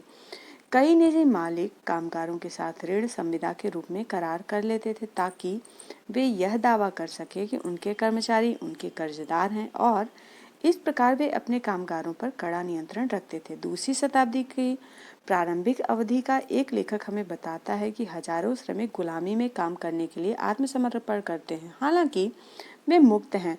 दूसरे शब्दों में बहुत से गरीब परिवारों ने तो जीवित रहने के लिए ही ऋणबद्धता स्वीकार कर ली थी। हाल ही में खोजे गए आगस्टीन के पत्रों में से एक पत्र से हमें यह जानकारी मिलती है कि कभी कभी माता पिता अपने बच्चों को 25 वर्ष के लिए बेचकर बंधुआ मजदूर बना देते थे। अगस्तीन ने एक बार अपने एक वकील मित्र से पूछा कि पिता की मृत्यु हो जाने पर क्या इन बच्चों को आज़ाद किया जा सकता था। ग्रामीण ऋणग्रस्तता और भी अधिक व्यापक थी। इस कर्जदारी का एक उदाहरण इस घटना से मिलता है कि 66 ईस्वी के जबरदस्त यहूदी विद्रोह में क्रांतिकारियों ने जनता का समर्थन प्राप्त करने के लिए साहूकारों के ऋण पत्र मतलब कि बॉन्ड नष्ट कर डाले। दासों के प्रति व्यवहार। कुछ ही समय बाद शहर के शासक ल्यूसियस पेडेनियस सेकंडस का उसके एक दास ने कत्ल कर दिया। कत्ल के पश्चात पुराने रिवाज के अनुसार यह आवश्यक था कि एक ही छत के नीचे रहने वाले प्रत्येक दास को फांसी दे दी जाए, परंतु बहुत से निर्दोष लोगों को बचाने के लिए भीड़ एकत्र हो गई और दंगे शुरू हो गए। सेनेट भवन को घेर लिया गया। हालांकि सेनेट भवन में अत्यधिक कठोरता का विरोध किया जा रहा था, परंतु अधिकांश सदस्यों ने परिवर्तन किए जाने का विरोध किया। जो सेनेटर फांसी देने के पक्ष में थे उनकी बात मानी गई, परंतु पत्थर और जलती हुई मसालें लिए भारी भीड़ ने इस आदेश को कार्यान्वित किए जाने से रोका। नीरो ने अभिलेखों द्वारा इन लोगों की फटकार लगाई। उन सारे मार्गों पर सेना लगा दी गई जहां सैनिकों के साथ दोषियों को फांसी पर चढ़ाने के लिए ले जाया जा रहा था। टैसिसस 55 से 117 आरंभिक साम्राज्य का इतिहासकार। दास प्रजनन गुलामों की संख्या बढ़ाने की एक ऐसी प्रथा थी जिसके अंतर्गत दासियों और उनके साथ मर्दों को अधिकाधिक बच्चे पैदा करने के लिए प्रोत्साहित किया जाता था। उनके बच्चे भी आगे चलकर दास ही बनते थे। फिर भी हमें इस संबंध में सही स्थिति समझने के लिए पर्याप्त सावधानी बरतनी चाहिए और सीधे इस निष्कर्ष पर नहीं पहुंच जाना चाहिए कि अधिकतर श्रमिकों पर इन तरीकों से दबाव डाला जाता था।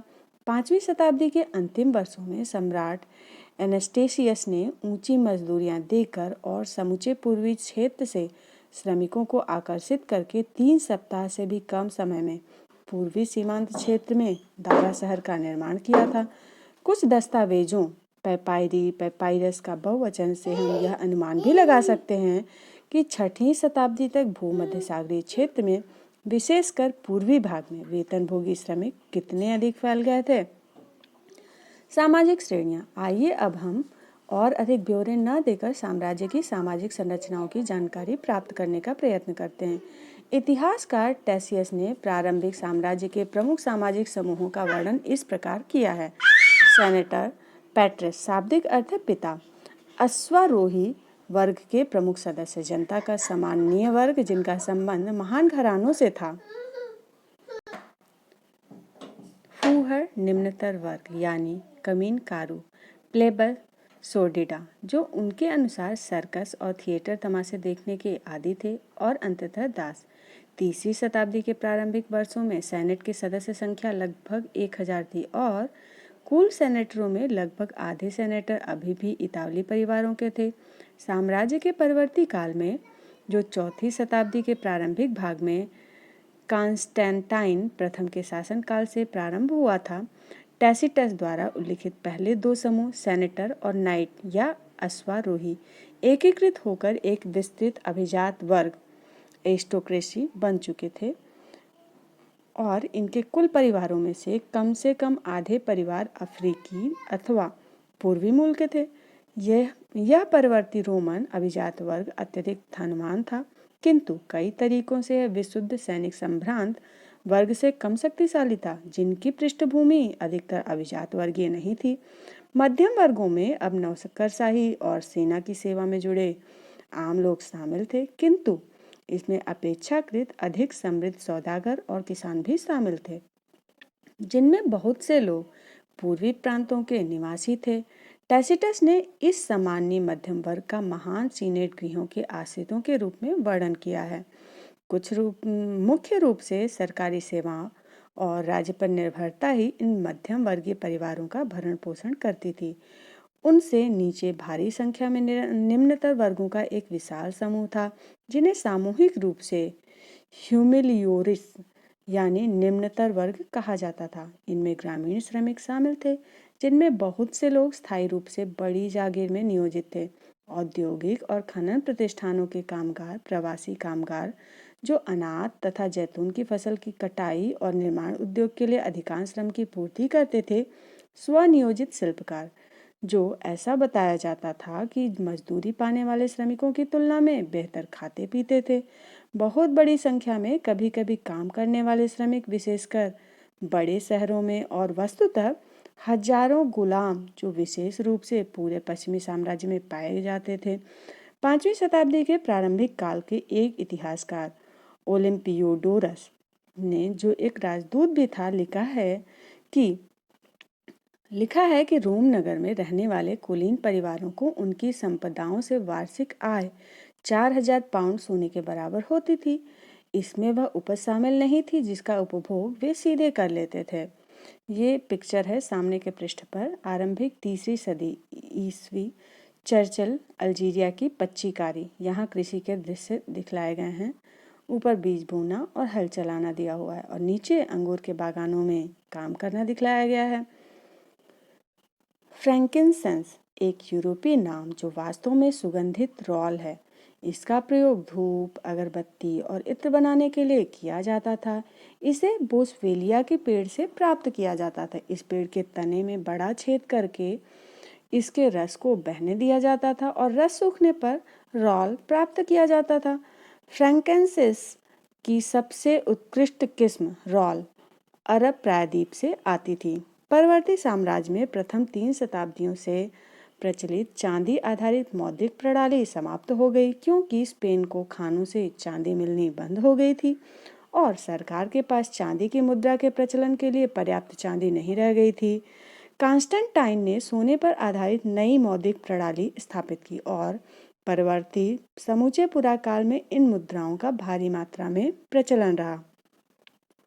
रोम साम्राज्य के परवर्ती काल में वहां की नौकरशाही के उच्च तथा मध्य वर्ग अपेक्षाकृत बहुत धनी थे, क्योंकि उन्हें अपना वेतन सोने के रूप में मिलता था और वे अपनी आमदनी का बहुत बड़ा हिस्सा जमीन जैसी परिसंपत्तियां खरीदने में लगाते थे। इसके अतिरिक्त साम्राज्य में भ्रष्टाचार बहुत फैला हुआ था, विशेष रूप से न्याय प्रणाली और सैन्य आपूर्तियों के प्रशासन में। उच्च अधिकारी और गवर्नर लूट, खसोट और लालच के लिए कुख्यात हो गए, लेकिन सरकार ने इस प्रकार के भ्रष्टाचारों को रोकने के लिए बारंबार हस्तक्षेप किया। इस संबंध में हमें पता ही इसीलिए चलता है कि सरकार द्वारा अनेक कानून बनाए गए, साथ ही इतिहासविदों तथा अन्य बुद्धिजीवियों ने ऐसे भ्रष्ट कारनामों की खुलकर निंदा की। आलोचना का यह तत्व अभिजात्य एवं श्रेण्य जगत की एक उल्लेखनीय विशेषता है। रोमन राज्य तानाशाही पर आधारित था।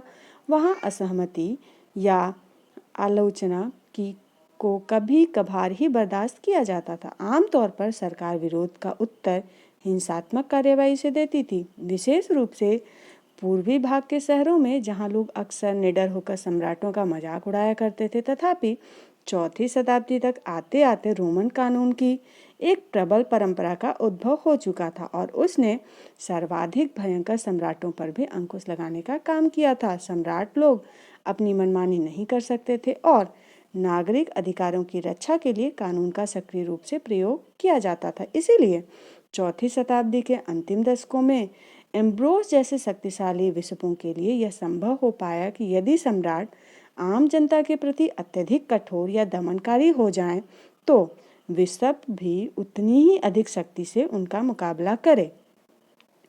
परवर्ती पुराकाल। इस अध्याय के अंत में हम रोमन साम्राज्य की अंतिम शताब्दियों में उनके सांस्कृतिक परिवर्तनों पर दृष्टिपात करेंगे।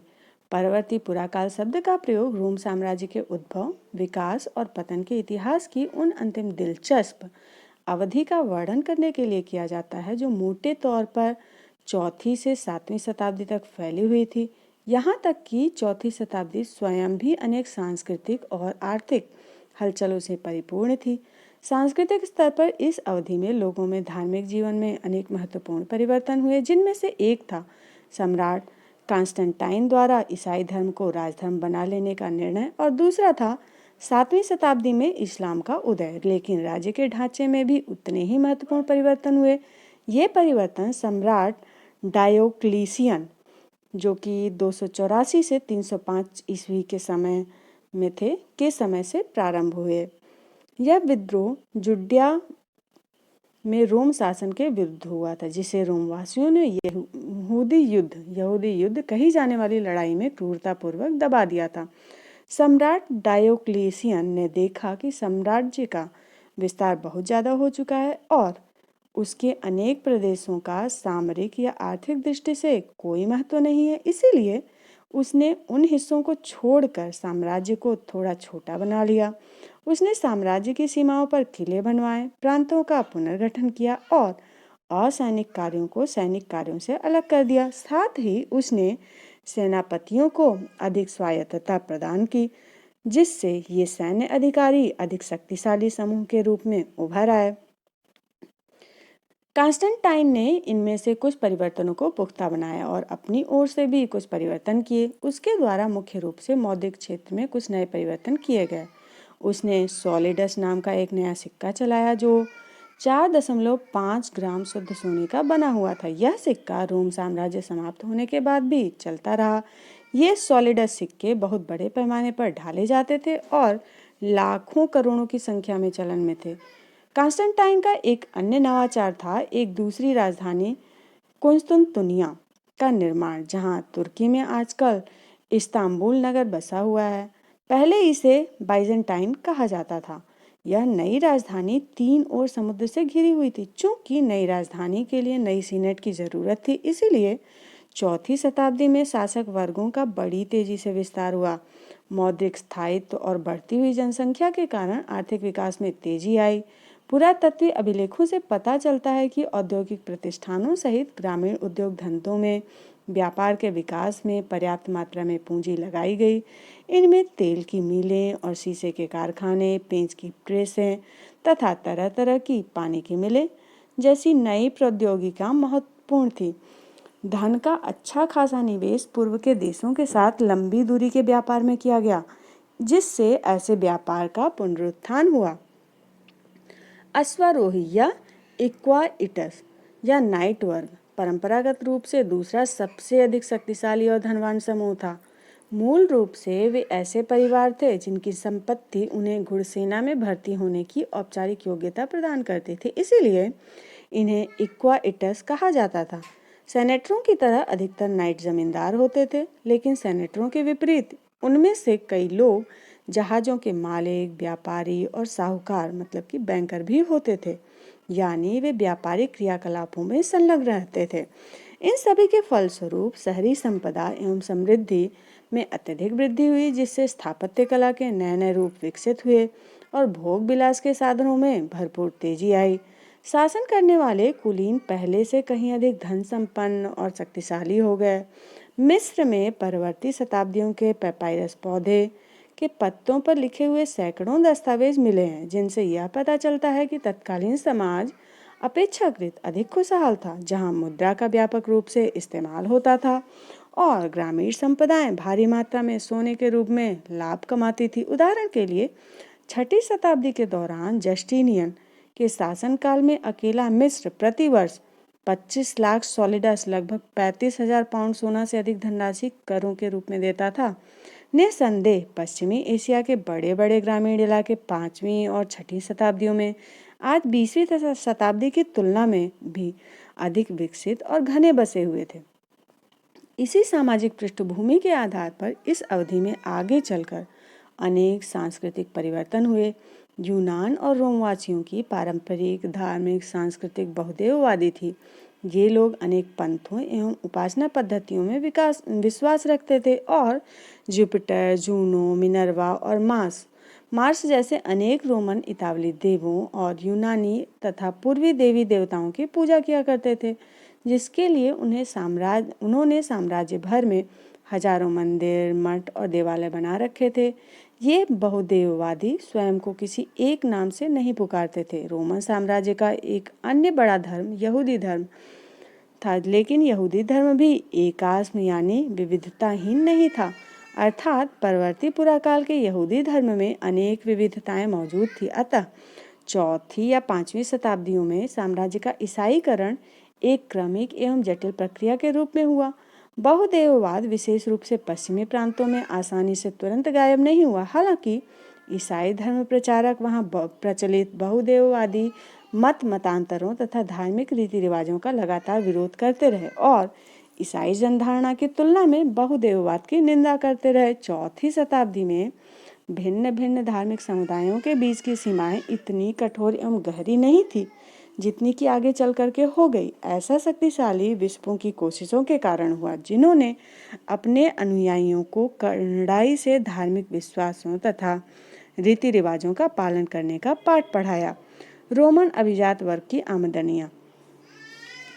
5वीं शताब्दी के प्रारंभिक दशकों में रोम के ऊंचे घरानों में से प्रत्येक के पास अपने आप में वह सब कुछ मौजूद था जो एक मध्यम आकार के शहर में हो सकता है। एक घुड़दौड़ का मैदान मतलब कि हिप्पोड्रोम, अनेक मंच, मंदिर, फव्वारे और विभिन्न प्रकार के स्नानागार। बहुत से रोमन परिवारों को अपनी संपत्ति से प्रतिवर्ष 4000 पाउंड सोने की आय प्राप्त होती थी, जिसमें अनाज, शराब और अन्य उपज शामिल नहीं थी। इन उपजों को बेचने पर सोने से प्राप्त आय के 1/3 के बराबर आमदनी हो सकती थी। रोम में द्वितीय श्रेणी के परिवारों की आय 1000 से 1500 पाउंड सोना थी। ये कहा है थेम्स का ओलिम्पियोडोरस ने। जनता में आम खुशहाली खास तौर पर पूर्वी भागों में अधिक फैली, जहां आबादी 6वीं सदी के मुख्य भाग तक बढ़ती रही थी।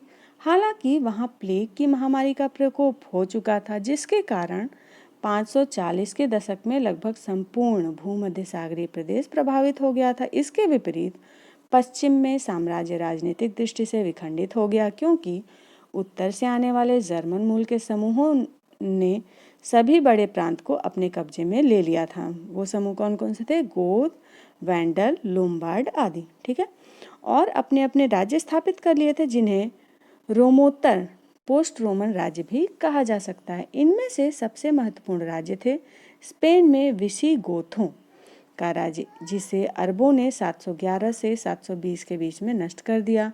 गौल में फ्रैंको का राज्य लगभग 511 से 687 और इटली में लोम्बार्डों का राज्य 568 से 774। ये राज्य एक भिन्न किस्म की दुनिया की शुरुआत के पूर्व संकेत थे, जिसे दुनिया को आमतौर पर मध्यकालीन कहा जाता है। पूर्वी भाग में जहां साम्राज्य संयुक्त बना रहा, जस्टिनियन का शासनकाल समृद्धि और शाही महत्वाकांक्षा के उच्च स्तर का द्योतक था। जस्टिनियन ने 533 में अफ्रीका को वैंडलों के कब्जे से छुड़ा लिया और इटली को ऑस्ट्रोगोथों से लेकर वापस उस पर अधिकार कर लिया। इससे देश तहस नहस हो गया और लोम्बार्ड के आक्रमण के लिए रास्ता तैयार हो गया। 7वीं शताब्दी के प्रारंभिक दशकों तक आते आते रोम और ईरान के बीच लड़ाई फिर छिड़ गई। ससानी शासकों, जो 3वीं शताब्दी से ईरान पर शासन कर रहे थे, ने मिस्र सहित सभी विशाल पूर्वी प्रांतों में बड़े बड़े पैमाने पर आक्रमण कर दिया। बाइजेंटियम, अब रोम साम्राज्य को ज्यादातर इसी नाम से जाना जाता था, ने 620 के दशक में इन प्रांतों पर फिर से अपना कब्जा कर लिया, लेकिन इसके कुछ ही वर्ष बाद उसे दक्षिण पूर्व की ओर से एक बहुत जोरदार अंतिम धक्का लगा, जिसे वह सहन नहीं कर सका। अरब प्रदेश से शुरू होने वाले इस्लाम के विस्तार को प्राचीन विश्व इतिहास की सबसे बड़ी राजनीतिक क्रांति कहा जाता है। 642 तक, जब पैगंबर मोहम्मद की मृत्यु को मुश्किल से 10 साल हुए थे, पूर्वी रोमन और ससानी दोनों राज्यों के बड़े बड़े भाग भीषण युद्ध के बाद अरबों के कब्जे में आ गए। किंतु हमें यह बात ध्यान में रखनी चाहिए कि उभरते हुए इस्लामी राज्य की जीतें, जो एक शताब्दी बाद अंततः स्पेन, सिंध और मध्य एशिया तक फैल गई, अरब जनजातियों को ही पराजित करने से हुई। अरब से शुरू होकर ये जीतें सीरियाई रेगिस्तान तथा इराक की सरहदों तक पहुंची, जिसके पश्चात मुस्लिम सेनाएं और दूर दूर तक गई, जैसा कि हम अगले विषय में देखेंगे। अरब प्रायद्वीप और वहां रहने वाली अनेक जनजातियों के एकीकरण के कारण ही इस्लाम धर्म का क्षेत्रीय विस्तार हुआ। एकास्म, इसका तात्पर्य है एक बड़ी चट्टान का टुकड़ा, परंतु इसका प्रयोग यहाँ पर मानव इकाइयों के लिए किया गया है। जब हम कहते हैं कि समाज अथवा संस्कृति एकास्म है, तो उसका अर्थ है कि उसमें विविधता की कमी है और उनमें आंतरिक एकरूपता है। यहाँ पे आप देख सकते हैं सम्राट कॉन्स्टेंटाइन, जो कि 313 ईस्वी में एक विशाल मूर्ति का हिस्सा है उनका, ईसाईकरण उस प्रक्रिया को कहते हैं जिसके द्वारा ईसाई धर्म भिन्न भिन्न जनसमूहों के बीच फैलाया गया और वहाँ का प्रमुख धर्म बना दिया गया। ये चित्र दिया हुआ है 79 ईस्वी में बना कोलोसियम, जहाँ तलवारिये जो है तलवार चलाने में निपुण योद्धा जो होते थे जंगली जानवरों का मुकाबला करते थे। यहाँ एक साथ 60,000 दर्शक बैठ करके देख सकते थे। रैवाना की पच्चीकारी 547 ईस्वी, इसमें सम्राट जस्टिनियन को दिखाया गया है। ठीक है, तो फ्रेंड्स आज के लिए बस इतना ही। वीडियो अच्छा लगा तो लाइक करिएगा, साथ ही साथ शेयर और सब्सक्राइब करिएगा। Thanks for watching. बहुत ज़्यादा हो गया। बाय।